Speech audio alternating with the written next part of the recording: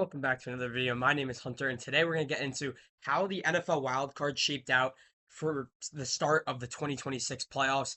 Really, it was one of the best wildcard weekends in recent memory, where we saw lots of close games, lots of fourth quarter lead changes, and ultimately, we learned a lot about the 12 teams that played this weekend. So let's get right into it. But before we start, like and subscribe. I'm going to keep the playoff content incoming. I'm going to have a divisional round preview out for you guys, and maybe another video before it kicks off on Saturday for the second round of the playoffs. Starting with the first game of the weekend, we had the Los Angeles Rams taking down the Carolina Panthers by a score of 34-31, and what was just a great game to start off Wild Card weekend. It started with the first quarter where the Rams looked really dominant, where on their first possession they found Puka Nacua three different times en route to a touchdown. And then obviously the second quarter is where it started to shift a little bit. LA couldn't really finish a drive, and Carolina began to creep back into the game with the most memorable touchdown of that second quarter being that Bryce Young touchdown where he ran it in. It went into halftime 17-14, and as you could see by the third quarter, it stayed pretty close before Carolina actually took the lead multiple times in the fourth quarter and ended up taking the lead with just over a few minutes to go on a throw from Bryce Young to Jalen Coker. It was a beautiful throw, and the Rams needed a touchdown.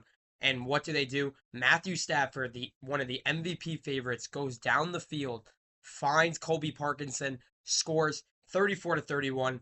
Carolina can't respond, and the Rams advance to the divisional round.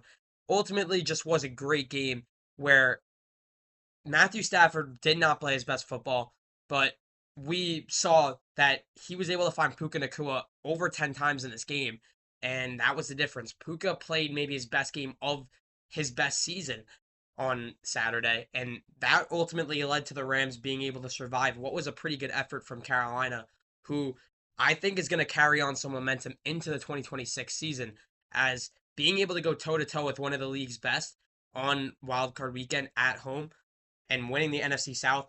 Carolina fans have a lot to be excited about. It's not too sad of an out for them this year.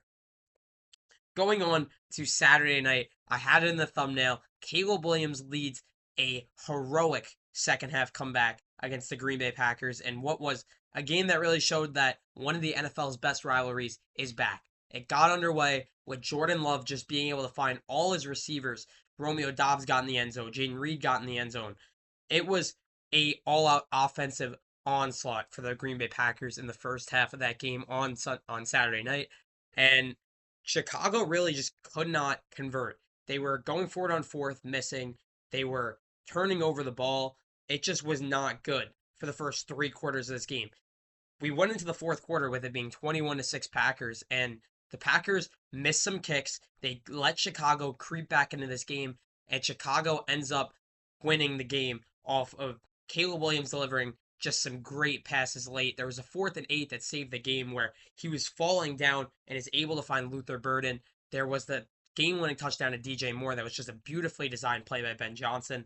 And then on the last drive, Jordan Love not able to find the end zone to bring back the Packers from preventing the comeback from happening. And ultimately, this Packers team just blew it. And the Bears go into divisional weekend with lots of momentum.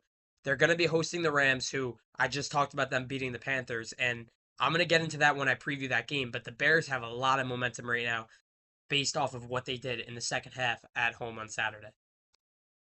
The Buffalo Bills and the Jacksonville Jaguars kicked off Sunday's slate with another excellent game, just back and forth football, where a couple of interceptions by Trevor Lawrence were the difference. Buffalo wins this game 27-24, where they were not their best this game. They really, in the first couple quarters of this game, they were not putting up offense, but their defense was keeping them in it. Like I said, they had the key turnover, and just being able to just make stuff out of what they had. Matt Prater was making his kicks, and they go into the fourth quarter. It gets back and forth, but what do they do when they need? It's Josh Allen driving them down the field, getting 10 yards on the fourth down QB sneak, and then on the goal line, just being able to put it in. And then first play on defense, Cole Bishop picks off Trevor Lawrence and puts the Jaguars away. A great season for the Jacksonville Jaguars, but ends on Wild Card Weekend, which is not what I thought would happen with how this Jaguars team was playing late season. And shout out to the Bills for being able to win their first road playoff game with Josh Allen, really breaking a curse that they have needed to break, and one of many curses that they'll need to break en route to potentially getting to a Super Bowl this year. They move on to Denver, another tough place to play, where Buffalo is going to need to have a similar but even better game to win. Moving on to the Sunday 425 game, we had the 49ers and the Philadelphia Eagles.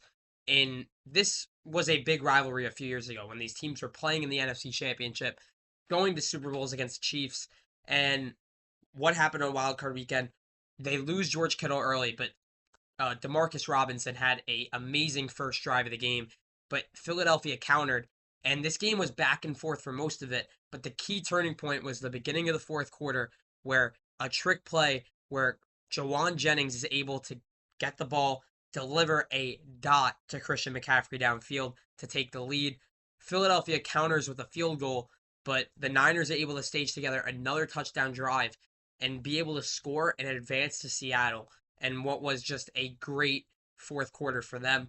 Philadelphia, there's some internal beef there between A.J. Brown, Nick Sirianni. They're going to have to take care of that, but the defending champions go home in the first round, and the 49ers stay alive in their bid to play in their home stadium in the Super Bowl, and it continues next week in Seattle. Now moving on to the Sunday night football game between the New England Patriots and Chargers, the 2 and the 7 seed, and the Patriots are able to deliver. It wasn't the offensive masterclass that we've seen from them most of this season, with Drake May just being able to dominate games, but it was their defense just making Justin Herbert's life hell in this game. There wasn't any point in this game where Justin Herbert got a clean pocket, and it shows. The Chargers only put up 3 points. The Patriots did not have to do much on offense, only getting a touchdown in the fourth quarter. That was sort of the dagger for this game. And the Patriots move on to the second round of the playoffs. They will host the winner of the game that I will talk about next, where New England has an opportunity to go into their home place next week, pick up another win, and potentially, if the Bills win, host the AFC Championship game, which is something that many fans of the Patriots themselves could never have thought going into the season, but just an elite defensive win for an elite defensive team. Moving on to the final game of the wild card slate, Aaron Rodgers potentially plays his last game of his career, and it just did not go the way that the Steelers hoped it would go, as the Texans pick up a 30-6 win. They score 2 defensive touchdowns in the fourth quarter to put this game away. Houston, off career games from Christian Kirk and Woody Marks, just being able to overcome a couple of turnovers from C.J. Stroud, who maybe had his worst playoff game, but it was their most dominating playoff game under C.J. Stroud as their quarterback. Shout out to DeMeco Ryans just being able to lead that defense into what it is. But the Steelers at home, they go out with a dud, and it seems like that was it for Aaron Rodgers. His final game of his career, he is not able to score a touchdown, and the last throw of his career will seem to be a pick six to Kamari Lassiter. And the Steelers, lots of questions going into this offseason, but as for the Texans, they're another team that is just picking up steam late season, and they continued it on Monday night. They're going to go into Foxborough next week and potentially look to win another game on the road to advance to the AFC Championship for the first time in franchise history. And that's going to do it for my recap of Wild Card Weekend. Let me know what you guys thought of this weekend's games. It was a lot of fun to just watch these 12 teams go at it, and with the Seahawks and Broncos getting into action next week, and in addition to the 6 teams that won this past weekend, we are sure for another elite divisional round. And I will see you guys for that divisional round preview, which should be coming out either tomorrow or Thursday.